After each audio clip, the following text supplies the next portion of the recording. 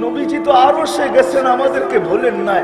আল্লাহ জিজ্ঞাসা করছে, বন্ধু কি চাইতে আসছেন? বলে, লা আসআলুকা বিনতি ফাতেমা ওয়ালা আসআলুকা আম্মি আব্বাস। আমি মেয়েকে চাইতে আসি নাই, আমি চাচাকেও চাইতে আসি নাই, আমি আমার পরিবারকেও চাইতে আসি নাই, আমি আমার বংশ চাইতে আসি নাই। আসআলুকা উম্মতি, আমি উম্মত চাই। তো আল্লাহ বলছে, এইখানেও উম্মত। বলছে, এর চেয়ে বড় সুযোগ তো আর পাওয়া যাবে না।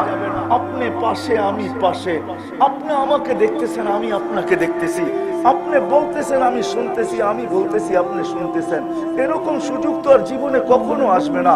এইখানে উম্মত চাবো না তো চাবো কোথায়?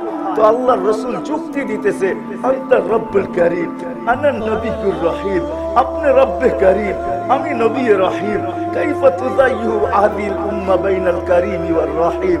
দুইজন এক টেবিলে বসা, এইখানে যদি উম্মত বাঁচায় না নিতে পারলাম তো আর বাঁচাবো কোথায়?